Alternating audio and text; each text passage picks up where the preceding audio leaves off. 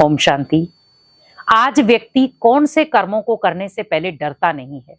बहुत सारे ऐसे लोग हैं, बहुत सारे गलत कर्म करते हैं, लेकिन उनके मुख पर क्या होता है? कोई बात नहीं। कर लिया तो क्या बड़ी बात हो गई, सामने वाला भी तो कर रहा है। अगर मैंने कर लिया तो क्या हो गया, सामने वाले ने भी तो मेरे साथ ऐसा किया है। अगर मैंने कर दिया तो क्या हो गया। लेकिन आप एक चीज हमेशा ध्यान रखें, सामने वाले ने अगर कोई गलत कर्म किया है तो कर्मों की सजा उसे मिलेगी। लेकिन अगर मैं उस आत्मा के कर्म को देख करके खुद भी गलत कर्म कर रहा हूं तो कर्मों की सजा मुझे भी मिलेगी, क्योंकि वो तो गड्ढे में गिरा ही है, लेकिन साथ साथ में उसने आपको नहीं बोला गिरने के लिए, हम उसको देख करके गिर गए। तो आप सोचो हम समझदार कहां से हुए। व्यक्ति क्या कर रहा है, किस तरीके से कर रहा है, उसे खुद भी समझ नहीं आ रहा। आज हम चाहते हैं श्रेष्ठ कर्म करना, कोई व्यक्ति ऐसा नहीं है जो चाहे कि हम भ्रष्ट कर्म करें, लेकिन आज ज्यादा धन होने के कारण भी बहुत सारे गलत कर्म किए जा रहे हैं। स्टेटस ऊंचा हो गया तो भी गलत कर्म हो रहे हैं। अगर हमें किसी को नीचा दिखाना है तो भी गलत कर्म हो रहे हैं, और अगर हमें किसी को नजरअंदाज करना है तो भी गलत कर्म हो रहे हैं, और अगर मुझे किसी का अपमान करना है तो भी गलत कर्म हो रहे हैं। आप सोचे इन कर्मों का हिसाब किताब देंगे कब आप? क्योंकि आपने पहले पूर्व जन्मों के कर्मों को तो खत्म किया नहीं, और आप इस जन्म में भी वही कर्म कर रहे हैं जो आप पूर्व जन्म में कर रहे थे। क्योंकि कहीं ना कहीं आत्मा पूर्व जन्म के संस्कार लेकर आती है, और वो संस्कार इस जन्म में भी कहीं ना कहीं टक्कर खाते हैं। व्यक्ति चाहता नहीं है वो कर्म करना, लेकिन फिर भी कर देता है। और वो कई बार बोलता है मैं करना नहीं चाहता था, पर पता नहीं जैसे किसी ने मेरे से वो कर्म करवा दिया है। आप सोचो किसी ने आपसे वो कर्म नहीं करवाया, पर आपके जो पूर्व जन्म के संस्कार थे कट्टर, उन्होंने वो चीज करवाई है। क्योंकि हमने उसे बदला ही नहीं। शरीर बदला है, आत्मा नहीं। आत्मा के जो अंदर के संस्कार हैं वो वैसे के वैसे ही रह गए। उसका मैं आपको एक छोटा सा उदाहरण देती हूं। आपने दो मोबाइल लिए, एक पुराना मोबाइल है जिसको आप यूज कर रहे हैं, एक आपने नया मोबाइल लिया है जो आपको यूज करना है, बिल्कुल खाली है अभी वो। अब यहां पर आपके पास है कम से कम 20,000 वाला मोबाइल, और दूसरी साइड पे आपके पास है 1 लाख का मोबाइल। अब यहां पर आपको क्या करना पड़ेगा? आपके जो पुराने मोबाइल में जो भी डाटा होगा, आपको क्या करना है? अब वो 20,000 वाले मोबाइल का डाटा कहां शिफ्ट करना पड़ेगा आपको? 1 लाख वाले में। अब आपने जैसे ही उस मोबाइल का टोटली डाटा जो है वो अपने 1 लाख वाले मोबाइल में शिफ्ट कर दिया, आपके 1 लाख वाले मोबाइल में ही वो सारा डाटा बोलना शुरू हो जाएगा। तो आप सोचिए कि हमने ओनली मोबाइल को चेंज किया है, डाटा नहीं।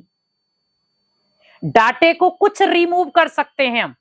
मान लो कोई वेस्ट चीजें हैं जो आपके काम की नहीं है, हमने उनको डिलीट कर दिया। बहुत सारी करप्ट फाइलें हैं, आप उनको डिलीट कर सकते हैं। तो आप सोचो हम भी वैसे ही हैं, हमारा शरीर और हमारी आत्मा और हमारे कर्म भी ऐसे ही हैं। कुछ कर्म तो हम डिलीट कर कर आए हैं अच्छे कर्मों से, और कुछ पेंडिंग हैं अभी भी। कुछ करप्ट फाइलें हैं जिनको हम चेंज कर कर आए, खत्म करके आए हैं, लेकिन कुछ ऐसी फाइलें अभी भी पड़ी हैं जो आपके सामने नहीं आ रही। कई बार फिर हम क्या कहते हैं, इसके अंदर वायरस आ गए। तो जब नेगेटिविटी कर्मों में आ जाएगी तो ये वायरस ही तो है। तो मींस हमने वो 20,000 वाला मोबाइल एक साइड पर रख दिया, और अब मेरा पूरा फोकस किस पर चला गया? 1 लाख वाले पर डाटा तो वही है जो आप 20 में देख रहे थे। उसी प्रकार सोचे, शरीर चेंज हो गया, पर शरीर के अंदर जो रहने वाली आत्मा थी उसने एक शरीर छोड़ा और अपना डाटा दूसरे शरीर में डाल दिया।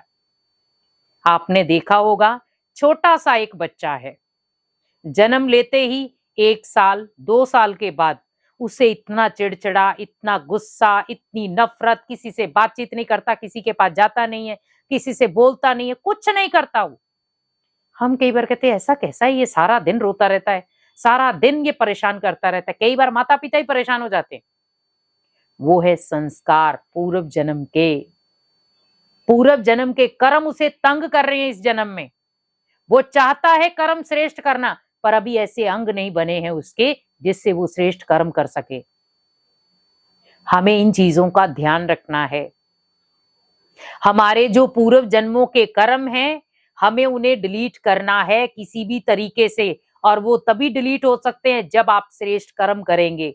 और जितने आपके श्रेष्ठ कर्म होंगे, उतना आप अपने जीवन को श्रेष्ठ बना सकेंगे।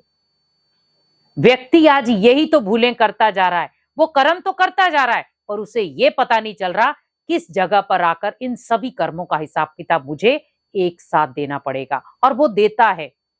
आपने कई बार देखा होगा, अचानक किसी के घर में इतनी बड़ी परिस्थिति आ गई, किसी को पता नहीं था, और पूरे घर वाले परेशान हो गए, ये क्या हो गया।